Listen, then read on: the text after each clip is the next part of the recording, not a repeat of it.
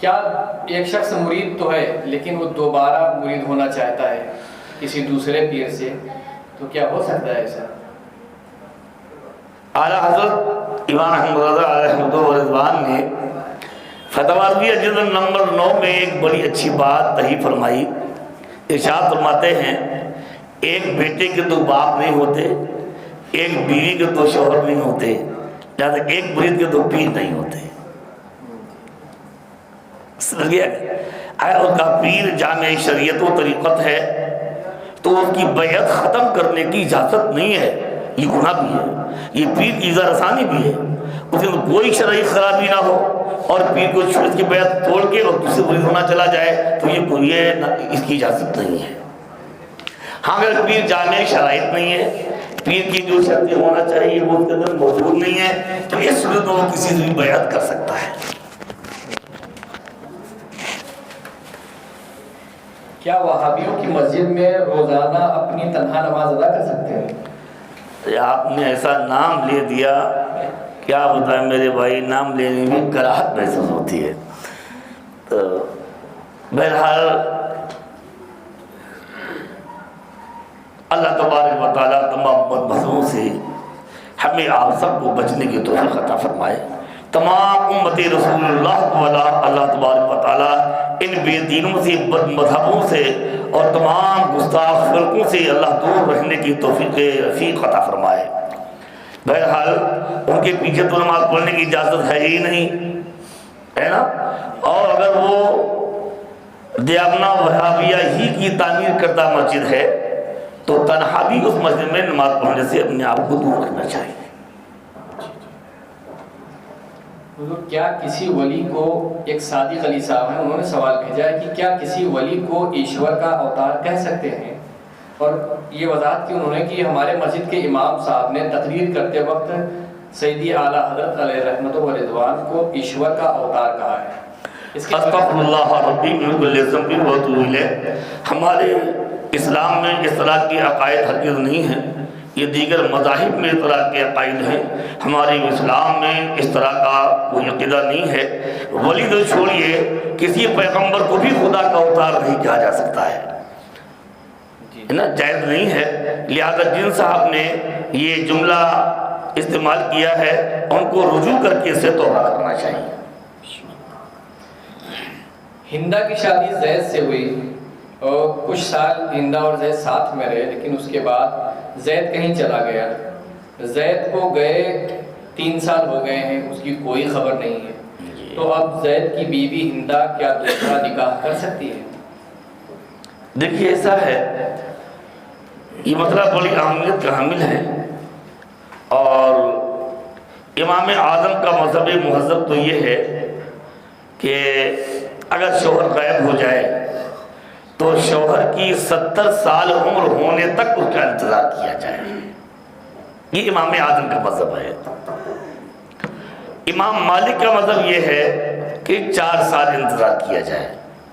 لیکن 4 سال جو ہے یہ ایسا نہیں کہ ایسے گھر میں بیٹھے بیٹھے 4 سال ہو جائے کہ بھائی چلو نکاح ختم ہو گیا. نہیں، اس عورت کو چاہیے کہ وہ اپنا یہ مسئلہ کسی ذمہ دار مفتی قاضی شرع کے خدمت میں پیش کرے. پھر وہ قاضی شرع، مفتی شرع اس کو 4 سال انتظار کرنے کا حکم دے.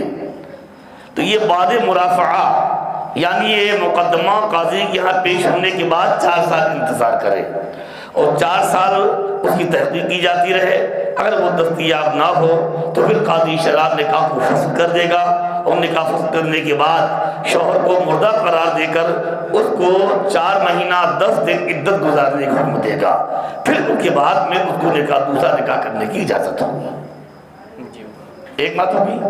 اور نیز امام شافعی کے مذہب میں تعثر نفقہ کی صورت میں بھی نکاح فصل کرنے کی اجازت ہے کہ اگر بیوی کا نفقہ کسی طرح مہیا نہیں ہو رہا ہے تو یہ جو صورت ہے 2-3 سال کا نہیں مل رہا ہے، یہ تاثر نفقہ کی صورت بھی ہے۔ لہذا امام شافعی کے مذہب پر یہ بعد تحقیق قاضی شرع مفتی شرع کو نکاح فسخ کرنے کی اجازت ہے، اور ہندوستان میں ہمارے فقہاء کرام نے اس کی اجازت بھی دے دی ہے، اور مجلس شرعی جامعہ اشرفیہ مبارک پور میں باقاعدہ اس کا اہتمام ہوا اور سیمینار ہوا، اس میں بھی باقاعدہ اس طرح کے فیصلے صادر ہو چکے ہیں، اور اس خاتون نے بھی تاثر نفقہ کی بنیاد پر حنفی دارالقضاء جامعہ اسمبلیہ میں بیٹھ کر کئی نکاح فسخ بھی کیے۔ یہ فرقان چشتی صاحب سعودیہ سے انہوں نے سوال کیا ہے، کیا سنت اور نفل نمازیں پڑھتے وقت ہر رکعت میں ایک ہی سورت پڑھ سکتے ہیں؟ لیکن نفل میں تو نفل ہے، سنت غیر مؤکدہ ہے، اس میں تو ایک تکرار کی صورت میں ایک ہی صورت کی تکرار میں کوئی حرج نہیں ہے۔ بہت سی نمازیں نفل ہم پڑھتے ہیں کہ ہر رکعت میں 3 بار قل ہو اللہ پڑھ لیا، تہجد میں، اشراق میں، چاشت میں، اوابین میں، اس میں کوئی حرج نہیں ہے۔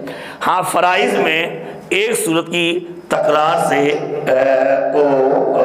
منع کیا گیا ہے، اور پھر بھی اگر اس نے تکرار کر لی تو نماز پھر بھی ہو جائے گی۔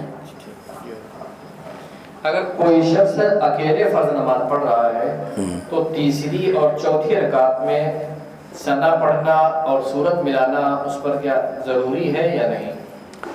اگر 4 رکعت والی نماز پڑھ رہا ہے تو آخر والی 2 رکعتوں میں تنہا الحمد پڑھ لینا یہ اولا ہے، صرف الحمد پڑھ لے آخر والی رکعتوں بہتر ہے۔ اگر اس نے وہ آخر رکعت میں الحمد کی سورت بھی نہ پڑھی اور صرف 3 مرتبہ سبحان اللہ کہنے کی مقدار کھڑا رہا اور رکوع سجدہ کر کے نماز مکمل کر لی تبھی نماز ہو جائے گی۔ ثنا وغیرہ پڑھنا نہیں۔ نماز کی حالت میں اگر وضو ٹوٹ جائے تو وضو کر کے نماز جہاں سے چھوڑی ہے وہیں سے پڑھیں یا نماز اثر نو ادا کریں؟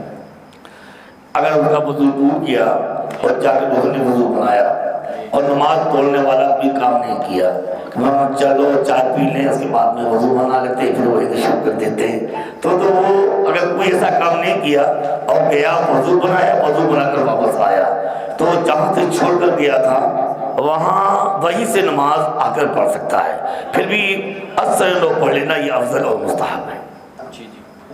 ایک بہت ہی اہم مسئلہ ہے کہ حضرت امیر معاویہ کے تعلق سے اہل سنت کا کیا موقف ہے؟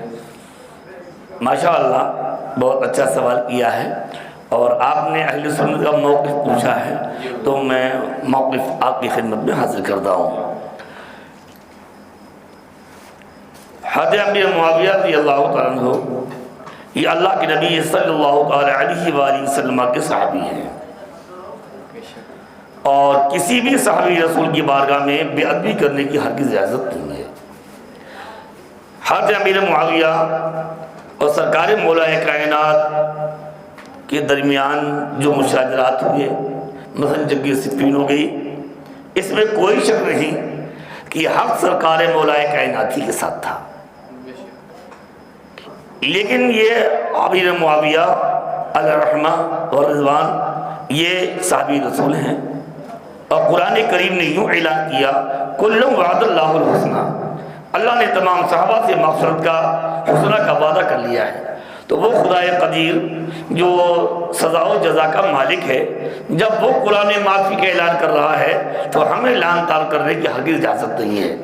لہذا تمام اکابر اہل سنت کا موقف یہی ہے کہ ہر تمام صحابہ کرام کی تعظیم و تکریم بجا لائی جائے، اور تمام صحابہ کرام میں حضرت امیر معاویہ بھی ہے، ان کی بارگاہ میں بھی ہرگز بے ادبی کرنے کی اجازت نہیں ہے۔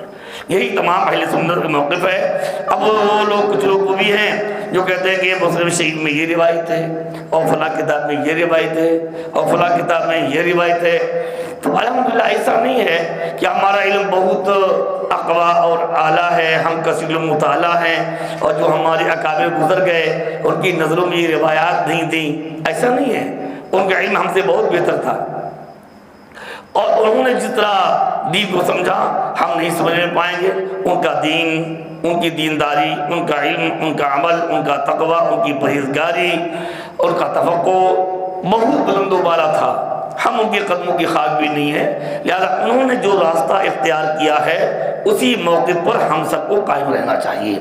اور اللہ کے نبی نے ایک حدیث پاک میں ارشاد فرمایا، من کانا مستنن فلیستن بمن قد مات. جو کسی کی پیروی کرنا چاہتا ہو تو ان کی پیروی کرے جو دنیا سے تشریف لے جا چکے ہے نا. الحمدللہ جو اکابر ہماری دنیا سے تشریف لے گئے انہوں نے یہی تعلیم دی کہ آج امیر معاویہ رضی اللہ تعالیٰ عنہ صحابی رسول، آج یہ لڑکے ذرا بیتا بھر کے لڑکے جو کچھ آتا ہے نہ جاتا ہے نا، بیتا بھر کے ہیں، اور وہ سرکار امیر معاویہ کی بارگاہ میں زبان درازی کر رہے ہیں، کوئی شرم و حیا نہیں آتی. ہمارے اکابر کا الحمدللہ یہی موقف ہے، لہذا ہمیں اور آپ کو ہمیشہ اس پر قائم رہنا چاہیے. اور باقاعدہ ائمہ نے لکھا کہ مشاجرات صحابہ، اختلافات صحابہ میں ہمیں پڑھنے کی اجازت نہیں ہے، کہیں ایسا نہ ہو ہم سے بے ادبی ہو جائے اور ہماری آخرت خراب ہو. لہذا میں اپنے تمام احباب اہل سنت سے گزارش کرتا ہوں کہ ہم اور آپ اپنے اکابر کے نقش قدم پر قائم رہیں. حضرت امیر معاویہ رضی اللہ تعالیٰ عنہ کی ذات گرامی ہو یا دیگر اصحاب کرام ہوں، سب کی تعظیم و تکریم ہم پر لازم ہے، کسی طرح ہمیں بے ادبی کرنے کی اجازت نہیں ہے. ہاں یہ ضرور ہے کہ علی بہرحال علی ہے، سبحان اللہ ہے نا. جی اللہ تعالیٰ ہم سب کو خیر کے توفیق دے. آمین.